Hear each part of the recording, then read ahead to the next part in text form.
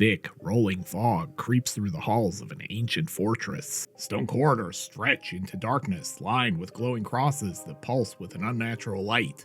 A lone figure stands silhouetted against an eerie, otherworldly glow. Tangerine Dream's synth score hums in the background, haunting, hypnotic, and completely at odds with the film's 1940s wartime setting.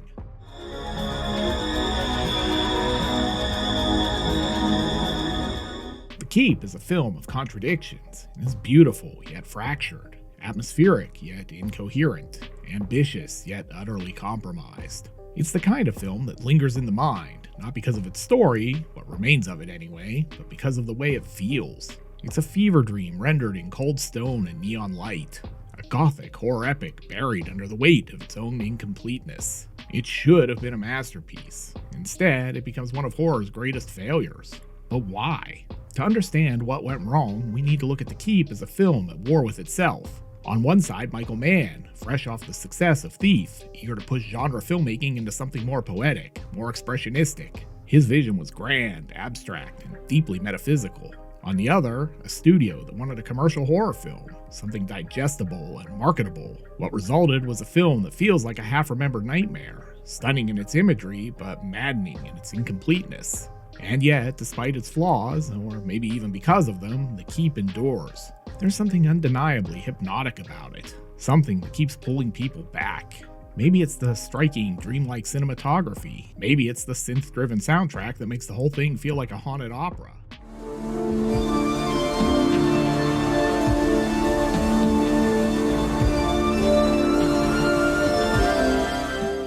Or maybe, beneath its broken narrative, The Keep taps into something deeper, something cosmic, something almost Lovecraftian. Today, we'll explore the battle between Mann's vision and studio interference, dissect how The Keep manages to be captivating even in its failure, and examine how it transforms a World War II setting into a story of ancient, unknowable horror. It is a film lost in its own fog, waiting to be uncovered. But let's start at the beginning. Michael Mann was not the obvious choice to direct a supernatural horror film. By the early 80s, he'd already established himself as a filmmaker obsessed with precision, both in storytelling and in aesthetics. His debut feature, Thief, was a sleek, methodical crime drama that showcased his trademark style. Neon-soaked visuals, existential loners, and an obsessive focus on atmosphere. It was a world of professionals operating in the shadows, defined by rigid codes of conduct. Horror, with its reliance on chaos and the unknown, was a completely different beast. And yet, The Keep was the film Mann chose as his follow-up to Thief. What drew him to the material was not the conventional horror elements of the source novel, but the potential for something more abstract. F. Paul Wilson's The Keep is a dark, pulpy thriller, a war horror hybrid with a clear structure. Nazis unknowingly awaken an ancient evil, and a reluctant hero must stop it. It's a straightforward, even commercial premise filled with creeping dread and violent confrontations. But Mann wasn't interested in making a traditional monster movie. He saw The Keep as an opportunity to craft something stranger, more poetic and hallucinatory. Mann's approach to the story was rooted in dream logic and expressionism. He envisioned the film not as a linear, plot-driven horror movie, but as an atmospheric meditation on power, morality, and the nature of evil itself. He stripped down much of the novel's conventional narrative mechanics, replacing them with abstract, almost mythic tone. The fortress at the film's center wasn't just a setting, it was a living, breathing entity, a liminal space between the physical world and something beyond human comprehension. Dialogue became secondary to mood. Character motivations were deliberately ambiguous. Horror was not just about what lurked in the shadows, but about the feeling of being trapped in a vast, indifferent cosmos. In Mann's vision, The Keep wasn't just a haunted fortress, it was a metaphysical prison, a place where reality itself seemed to fracture. Needless to say, this was a radical departure from what audiences expected from a horror film in 1983. And it was a risk, one that, if properly executed, could have resulted in something truly unique. But what Mann didn't anticipate was just how much resistance his vision would face. Michael Mann's original vision for The Keep wasn't just ambitious, it was massive. His initial cut of the film ran over 3.5 hours, a deliberate, slow-burn horror epic that took its time establishing mood, character, and philosophy. Mann's approach was to treat the material not as a traditional war horror hybrid, but as a mythic struggle between incomprehensible forces. The film wasn't just about Nazis unleashing an ancient evil, it was about the nature of power, the fragility of human morality, and the insignificance of mankind in the face of something eternal.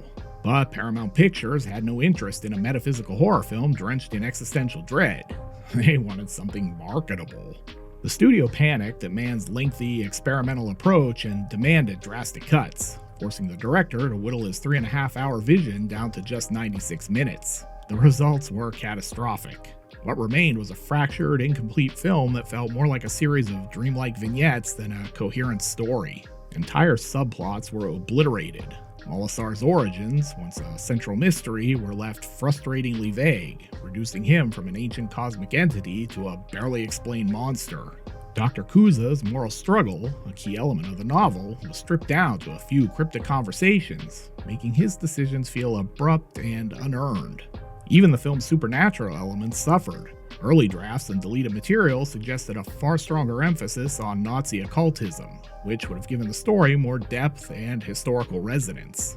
The butchering wasn't just limited to story. Mann's carefully constructed pacing was destroyed, turning what was meant to be a gradual descent into madness into a disjointed rush of unexplained events. Characters appear and disappear with little explanation. Motivations are left hanging. The final battle, meant to be a climactic resolution of the film's thematic conflicts, feels like it was cut down from something far more elaborate. And yet, for all its lost potential, The Keep still possesses a strange hypnotic power. Perhaps it's because of what's missing, because the film feels incomplete, unfinished, like an artifact from another world that we were never meant to fully understand.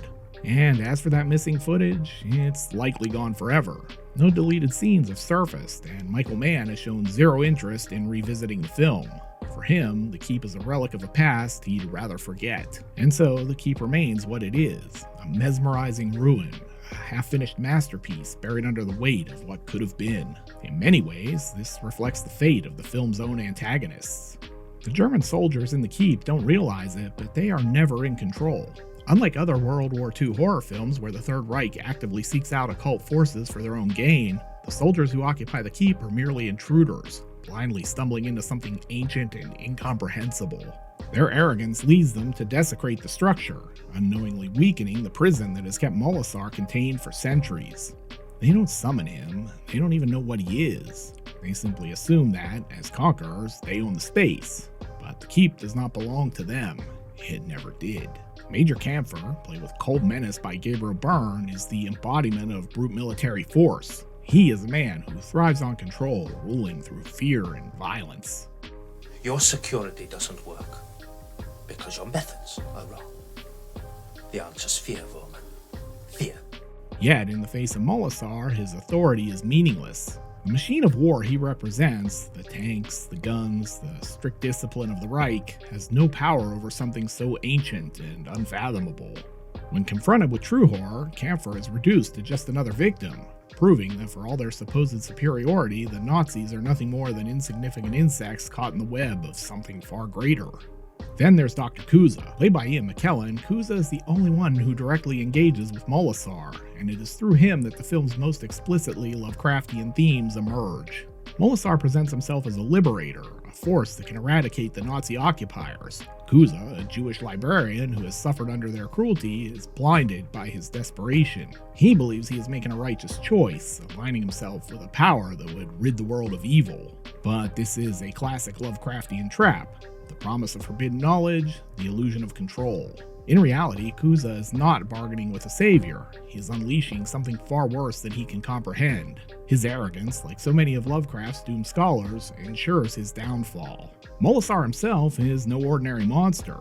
He is not a demon in the traditional sense, nor a vampire, nor a ghost. He is something older, something elemental. His form shifts throughout the film, at times humanoid, at times an amorphous mass of smoke and energy. This lack of a fixed identity makes him feel more like a force of nature than a creature with clear motives. Like the beings in At the Mountains of Madness or the Dunwich Horror, Molasar exists beyond human comprehension. His words and actions suggest intelligence, but not morality. He is neither good nor evil. He simply is. This cosmic ambiguity ties into the film's ultimate theme, insignificance. The Germans believe they are the ultimate force of power and destruction. Kuza believes he is making a choice that will change history, but neither truly matter in the grand scheme of things. Molasar's existence predates them all. The Keep itself is a prison older than the war, older than the Reich, and older than any human civilization. In many ways, it resembles a R'lyeh, the submerged prison of Cthulhu, an ancient structure built to contain something that should never be released. The film's fragmented structure, though a result of studio interference, unintentionally enhances this Lovecraftian atmosphere. Much like the works of Lovecraft, which often feature unreliable narrators and gaps in understanding, The Keep feels like a story with missing pieces, as if we're only seeing part of a much larger, more terrifying history. This incompleteness leaves the audience adrift, lost in a nightmare where nothing is fully explained, much like the characters themselves. In the end, The Keep is not just a war horror film, it is a cosmic horror story disguised as one. The Nazis, for all their power and brutality, are merely another doomed group of mortals who wander too close to something they were never meant to encounter.